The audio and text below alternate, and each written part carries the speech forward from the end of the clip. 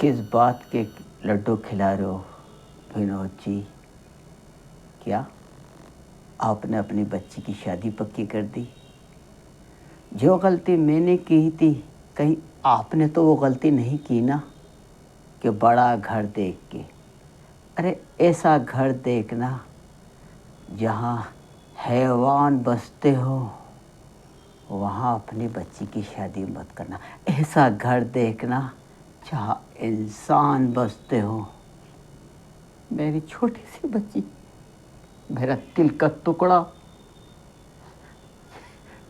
उसकी पायलों की आवाज़ जो वो छोटी सी थी, वो छम छम छम छम चलती थी और अब्बू के मेरे सीने से लिपटती थी। खुशी के मारे ठिकाना नहीं रहा। न जाने वक्त गुजरता गया और वो बड़ी होती रही। उस लोगों ने और उसकी माँ ने उस पे कहा कि अब तो बहुत बड़ी हो गई है, तेरी शादी कर दी। वो मेरे पास आई कि अब्बू, मुझे अभी पढ़ना है, लिखना है और अपने पैरों पे खड़े होना है, उसके बाद जाके मैं शादी का सोचूंगी। मगर मैंने उसकी बात नहीं मानी। उसने क्या, अब्बू, मैं आजकल के लोगों को जानती हूँ, बहुत लालची लोग हैं, बहुत लालची, पर फिर भी मेरे समझ में नहीं आई।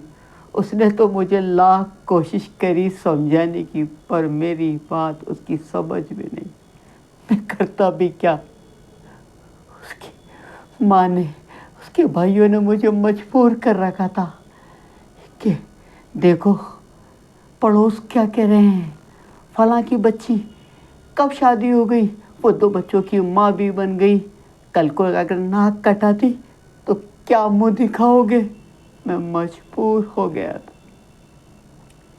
आखिर मैंने उस मेरी बच्ची की शादी कर दी।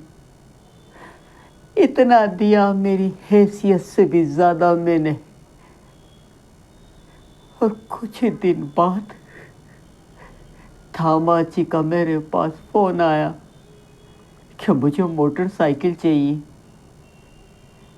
मेरी बेटी ने मुझे मना करा कि अब्बू, आज ये मोटरसाइकिल मांग रहे हैं, कल ये कार मांगेंगे, परसों ये पैसा मांगेंगे, ये लालची लोग हैं, इनकी हवस कभी नहीं बुझेगी। मगर मैंने कहा नहीं बेटी, मैंने कैसे न कैसे करके उसको मोटरसाइकिल दे दी। उनके पेट अभी भी नहीं भरा, ना उनका लालच ख़त्म हुआ। कुछ दिन बाद मेरे पास फ़ोन आया, मुझे 10 लाख रुपए चाहिए। मैं कहाँ से लाता बताओ, कहाँ से लाता? मैंने उससे कहा कुछ दिन ठहर जाओ, मैं कुछ इंतज़ाम करता हूँ। मेरे पास इंतज़ाम नहीं हो सका। अचानक एक दिन रात को फ़ोन आया कि तुम्हारी बेटी ने केरोसिन डाल के आत्महत्या कर ली। मेरी बच्ची कभी इतनी बुज़दिल नहीं थी कि वो आत्महत्या कर। उन जलीलों ने, उन लालची लोगों ने, आदमखोरों ने मेरी बच्ची को जलाया है। मैं ये देख आप सबसे हाथ जोड़ता हूँ और ये कहता हूँ कि अपनी बच्ची को पढ़ाओ लिखाओ, उसको अपने पैरों पे खड़ा करो, जिससे वो हर बुरे वक्त में लड़ने के काबिल हो जाए और अपना अच्छा बुरा समझ सके।